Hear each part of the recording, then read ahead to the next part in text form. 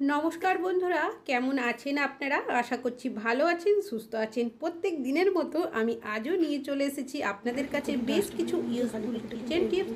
আর এই টিপসগুলো যদি আপনারা ফলো করেন, নিজেদের জন্য কিছুটা সময়ও বাঁচিয়ে নিতে পারবেন, সংসার খরচও অনেকটাই কমিয়ে নিতে পারবেন।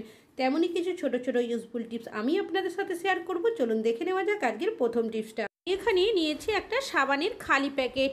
সাবান আমরা প্রত্যেকেই ব্যবহার করে থাকি, তবে সাবানের খালি প্যাকেটটা কিন্তু প্রত্যেকেই ফেলে দিই, আর ফেলে দেওয়া উচিত। তবে ডাস্টবিনের বালতির ওপরে এইভাবে করে না দিয়ে যে পলিথিনটা আপনারা দিয়ে রাখেন তার তলার সাইডে যদি এইভাবে করে ঢুকিয়ে দিতে পারেন, তাহলে কি হবে দেখবেন, ডাস্টবিনের বালতির মধ্যে যে একটা বাজে গন্ধ থাকে সেটা কিন্তু সাবানের প্যাকেটটা দেওয়ার কারণে গন্ধটা চলে যাবে। কেন কি সাবানের প্যাকেটের মধ্যেও কিন্তু সাবানের কিছুটা গন্ধ থাকেই।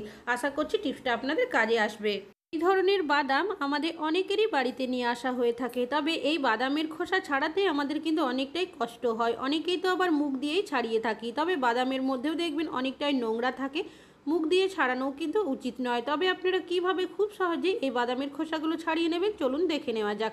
আমি এখানে নিয়েছি একটা জামা কাপড় শুকানোর যে ক্লিপ হয় সেই ক্লিপ।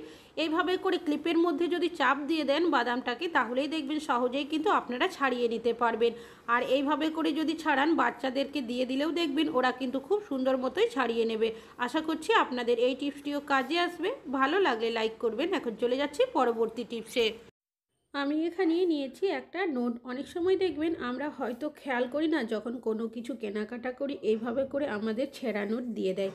তবে এই ধরনের নোটগুলো যখনই আমরা দোকানে বা কোনো জায়গায় দিতে যাই, সেক্ষেত্রে দেখবেন নিতে চায় না। অনেকেরই দেখবেন অতিরিক্ত ছিঁড়ে যায়, সেক্ষেত্রে আরোই সমস্যা হয়। তো এই ধরনের সমস্যা যদি আপনাদের সাথে হয়ে থাকে কি করবেন? আমি এখানে একটা মোমবাতি জ্বালিয়ে নিয়েছি। এবার এক ফোঁটা মতো গোলানো মোম আমি এই ছেঁড়া জায়গাটার মধ্যে দিয়ে দেব। তারপর নিয়ে নেবেন একটা চামচ, চামচের সাহায্যে হালকাভাবে এইভাবে ঘষে নেবেন। এইভাবে ঘষে দিলে দেখবেন মোমের যে হালকা স্তরণটা থাকে সেটা কিন্তু চলে যাবে, আর যে ছেঁড়া নোটটা থাকবে সেটা দেখবেন একদম সুন্দরভাবে কিন্তু জয়েন্ট হয়ে যাবে। অনেক সময় আমরা আঠা দিয়ে থাকলে আঠাটা কিন্তু বোঝা যায়, সেক্ষেত্রে আপনারা যদি এইভাবে সামান্য পরিমাণের গলানো মোম দিয়ে দিতে পারেন, তাহলে কিন্তু বোঝাই যাবে না যে এই নোটটা ছেঁড়া ছিল। অনেকটাই ছেঁড়া থাকে, সেক্ষেত্রে কেউই নিতে চায় না, তখন কিন্তু আপনারা এই টিপসটা অ্যাপ্লাই করতে পারেন, দেখবেন সুন্দরভাবে কিন্তু নোটটা জয়েন্ট হয়ে যাবে। আশা করছি আপনাদের এই টিপসটা কাজে আসবে। ভালো লাগলে লাইক করবেন। এখন চলে যাচ্ছি পরবর্তী টিপসে। অনেকেই আছি সন্ধ্যাবেলা বা রাত্রেবেলা এই ধরনের মশা মরার তেলের ব্যবহার করে থাকি, তবে অনেকেরই দেখবেন এই মশা মরার তেলের গন্ধটা কিন্তু সহ্য হয় না। বিশেষ করে বাচ্চারা বা বয়স্করা দেখবেন এই ধরনের সমস্যার মধ্যে বেশি পড়ে। সেক্ষেত্রে আপনারা একটা কাজ করতে পারেন, কেন কি এতটাই মশা থাকে, আমরা যদি কোনো কিছু না জ্বালিয়ে দিই বাড়িতে, সেক্ষেত্রে বাড়ির মধ্যে কিন্তু থাকা যায় না। তো আমি যে রিফিলটা থাকে খুলে নিয়েছি, এখানে নিয়েছি বডি স্প্রে। আপনারা এখানে বডি স্প্রে বা সেন্ট যে কোনো কিছুর ব্যবহার করতে পারেন যেটা আপনারা পছন্দ করেন। কিছুটা পরিমাণে স্প্রে করে দিয়েছি, তারপরে এই রিফিলটাকে এইভাবে লাগিয়ে দেব। এবার যদি আপনারা এই মশা মরা তেলটা বাড়ির মধ্যে জ্বালান, দেখবেন যে গন্ধটা ছিল সেটা কিন্তু চেঞ্জ হয়ে যাবে। আপনারা যে সেন্ট বা বডি স্প্রের ব্যবহার করবেন সেই গন্ধই কিন্তু ছাড়বে। আশা করছি টিপসটা কাজে আসবে। ভালো লাগলে লাইক করবেন। এখন চলে যাচ্ছি পরবর্তী টিপসে। নিয়েছি একটা ব্রা। আমরা প্রত্যেকটা মহিলারাই কিন্তু ব্রার ব্যবহার করে থাকি, তবে দেখবেন কিছুদিন ব্যবহার করার পর কি হয়, ব্রার যে নিচের সাইডের রাবারটা থাকে সেটা অনেকটাই ঢিলে হয়ে যায়, যার কারণে কি হয়, আমরা অনেক সময় লাস্টের যে হুকটা থাকে তার মধ্যে লাগিয়ে থাকি, তবু দেখা যায় কিন্তু ঠিকভাবে সেট হয় না। আর কিছুদিন ব্যবহার করার পর এরকমটা হলে আমরা কিন্তু ব্রাগুলো ফেলেও দিতে পারি না, কেন কি ব্রার দাম কিন্তু বেশ অনেকটাই।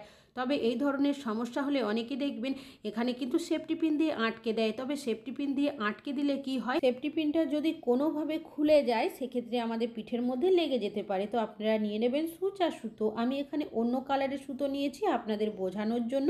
আপনারা এখানে একই কালারের সুতোর ব্যবহার করবেন, কতটা ঢিলে হচ্ছে সেই মাপ করে নেবেন।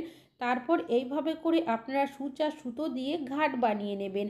যখনই আপনারা ব্রাগুলো পরবেন, যে হুকগুলো রয়েছে সেগুলোতে না লাগিয়ে যে ঘরটা বা যে ঘাটটা আপনারা বানাবেন তার মধ্যে যদি লাগান, দেখবেন যে ঢিলে ভাবটা ছিল সেটা কিন্তু অনেকটাই টাইট হয়ে যাবে। তবে যে ঘাটটা বানাবেন সেটা কিন্তু ডবল করে এইভাবে বানিয়ে নিতে হবে, যাতে করে না ছিঁড়ে যায়, অনেক দিন আপনারা ব্যবহার করতে পারেন। তো তাহলে বন্ধুরা, আপনাদের বাড়িতেও যদি পুরনো ব্রা রয়েছে অবশ্যই এই টিপসটা অ্যাপ্লাই করুন। ভালো লাগলে লাইক করবেন। এখন চলে যাচ্ছি পরবর্তী টিপসে। আমি এখানে নিয়েছি একটা মিক্সার জারে কিন্তু আমরা প্রত্যেকেই মশলা কম বেশি পেস্ট করে থাকি। তবে যখন আমরা পেঁয়াজ, আদা, রসুন এই ধরনের জিনিস পেস্ট করি, দেখবেন মিক্সার জারটা আমরা যতই ভালোভাবে ধুয়ে পরিষ্কার করি না কেন, মিক্সার জার থেকে একটা পেঁয়াজ, আদা, রসুনের গন্ধ কিন্তু ছাড়তেই থাকে। তাছাড়াও কিছুদিন ব্যবহার করার পর মিক্সার জারের ধারটাও অনেকটাই কমে যায়। এখনই আপনারা মিক্সার জারটা ধোবেন, ধোয়ার পর দিয়ে দেবেন বেশ কিছুটা পরিমাণের লবণ। আর নিয়ে নিচ্ছি এখানে আমি চায়ের পাতা, যে চায়ের পাতা আমরা ফেলে দিই চা খাওয়ার পর, সেই চায়ের পাতায় আমি কিন্তু এখানে দিয়েছি। এবার এটাকে আমি ভালো মতো ঘুরিয়ে নিয়েছি। এখানে লবণ দেওয়ার কারণে কি হবে, মিক্সার জারের মধ্যে যে ধারটা চলে যায় সেটা চলে আসবে। চায়ের পাতা দেওয়ার কারণে দেখবেন যে মিক্সার জারের মধ্যে পেঁয়াজ, আদা, রসুনের একটা গন্ধ থাকে, সেটা কিন্তু চলে যাবে। তবে তারপর আপনারা মিক্সার জারটাকে পরিষ্কার জল দিয়ে ধুয়ে দেবেন। তবে এই মিশ্রণটাও কিন্তু ফেলবো না, একটা কাজে ব্যবহার করব। তো দেখতেই পাচ্ছেন মিক্সার জারটা কিন্তু ধুয়ে নিয়েছি। অনেক সময় মিক্সার জার ধোয়ার পরেও দেখা যায় মিক্সার জারের যে ব্লেডটা থাকে তার মধ্যে কিছুটা হলেও জল থেকে যায়, যার কারণে কি হয়, মিক্সার জারের মধ্যে জং বা মরচে পড়ে যায়, ধার অনেকটাই কমে যায়। এইভাবে করে জলটা ঝরিয়ে শুকিয়ে নেবেন, তাহলে জং বা মরচে পড়বে না, ধারও কমবে না।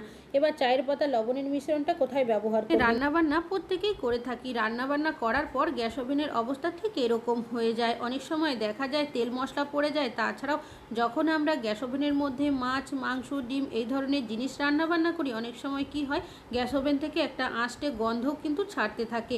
আর এগুলো পরিষ্কার করার জন্য আমরা অনেকে বিভিন্ন ধরনের লিকুইড সাবানের ব্যবহার করে থাকি, আর আঁশটে গন্ধটা তবু দেখা যায়, অনেক সময় কিন্তু যায় না।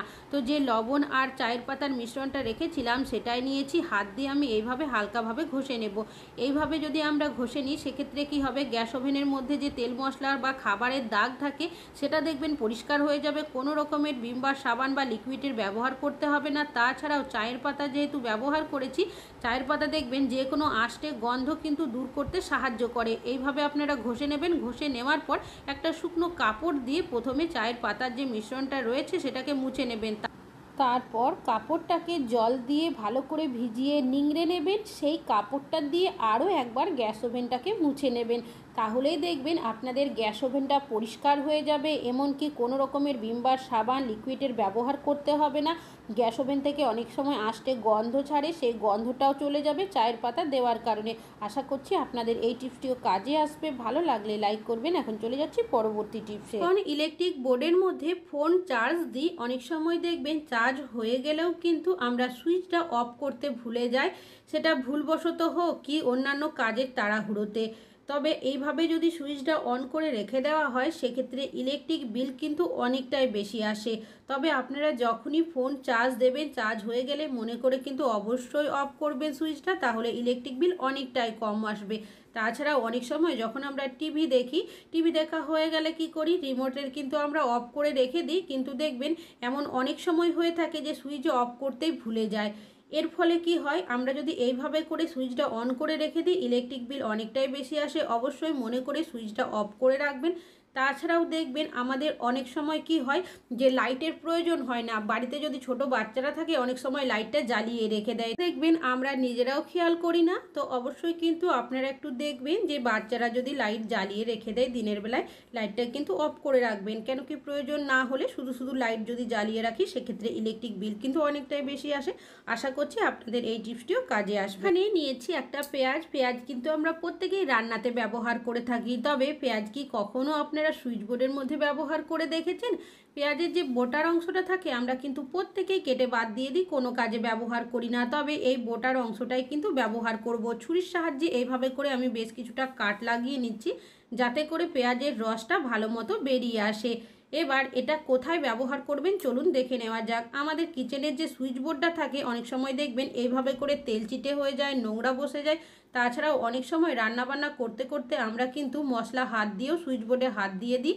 আর এই সুইচ বোর্ড কিন্তু আমরা জল দিয়েও ধুয়ে পরিষ্কার করতে পারবো না বা জলেরও ব্যবহার করতে পারবো না। ইলেকট্রিক্যাল জিনিস যদি জলের ব্যবহার করতে যায় সেক্ষেত্রে শর্ট সার্কিট হয়ে যাওয়ার সম্ভাবনা থাকে। আমরা যদি পেঁয়াজের বোটার অংশটা ফেলে না দিয়ে এভাবে কাট করে নেওয়ার পর সুইচ বোর্ডের মধ্যে এইভাবে ঘষে দিই, তাহলে পেঁয়াজের যে রসটা থাকে সেই রসটা দেখবেন এই যে তেল মশলা বা নোংরা দাগগুলো থাকে সেটা কিন্তু পরিষ্কার করতে খুব ভালো সাহায্য করে। দেখবেন অনেক সময় দেখা যায় কিচেনের দেওয়ালের মধ্যে টিকটিকি ঘোরাঘুরি করতে থাকে, অনেক সময় ছোটোখাটো পোকামাকড়ও কিন্তু ঘোরাঘুরি করে। আর আমরা যদি এইভাবে করে পেঁয়াজটা দিয়ে ঘষে দিই সেক্ষেত্রে কি হবে, পেঁয়াজের রসটা এইভাবে সুইচ বোর্ডের মধ্যে লাগার কারণে একটা স্ট্রং গন্ধ কিন্তু ছাড়তে থাকবে। এর গন্ধের কারণে কিচেনের মধ্যে কিন্তু কোনো টিকটিকি, তেলাপোকা, কোনো কিছু পোকামাকড় আপনারা দেখতে পাবেন না। তো পেঁয়াজটা দিয়ে ঘষে দিয়েছিলাম, অনেকটাই কিন্তু নোংরাগুলো উঠে আলগা হয়ে গেছে। এবার একটু তুলো নিয়েছি, আপনারা এখানে সুতির কাপড়েরও ব্যবহার করতে পারেন। তারপর এটা দিয়ে হালকাভাবে ঘষে দিলেই দেখবেন সম্পূর্ণ পরিষ্কার হয়ে যাবে আর একটুও নোংরা কিন্তু থাকবে না। তো আপনারা নিজেরাই দেখতেই পাচ্ছেন যে আগে কীরকম নোংরা তেলচিটের দাগ ছিল আর এখন কতটা পরিষ্কার হয়েছে। আশা করছি আপনাদের এই টিপসটিও কাজে আসবে। ভালো লাগলে লাইক করবেন। এখন চলে যাচ্ছি পরবর্তী টিপস। আমরা অনেকেই আছি যারা দেখবেন এই ধরনের নেট দিয়ে রুটি সেকে থাকি, তাছাড়াও কোনো কিছু পুড়িয়ে থাকলে স্ট্যান্ড হিসাবে ব্যবহার করে থাকি। তবে এগুলো কিন্তু আমরা আরও নানাভাবে ব্যবহার করতে পারি। তেমনই একটা ইউজফুল টিপস আমি আপনাদের কাছে শেয়ার করছি। আমি এখানে নিয়েছি বেশ কিছুটা নতুন আলু। নতুন আলুর খোসা ছাড়াতে আমাদের প্রত্যেকেরই অনেকটাই সমস্যা হয়। আলুর খোসা যদি ছাড়াতে যায় পিলারে বা বটিতে, সেক্ষেত্রে অনেকটাই আলু কিন্তু নষ্ট হয়ে যায়। এইভাবে করে যদি আমরা আলুর খোসাগুলো ছাড়িয়ে নিই তাহলে দেখবেন আলুর খোসাগুলো খুব সহজে তাড়াতাড়ি ছাড়িয়েও নিতে পারবো। তাছাড়াও একটু আলু কিন্তু আমাদের নষ্ট হবে না। তো দেখতেই পাচ্ছেন কতটা সুন্দর, কতটা সহজে আলুর খোসাটা ছাড়িয়ে নিলাম।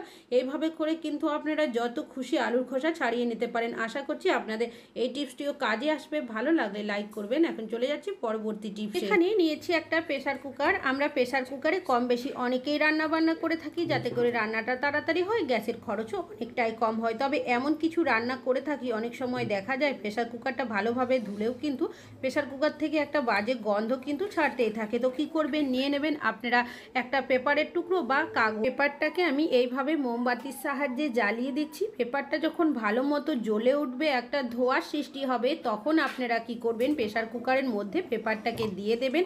তারপর ঢাকনাটা ওপর থেকে এইভাবে দিয়ে দেবেন। তবে সামান্য একটুখানি কিন্তু ফাঁকা রাখতে হবে।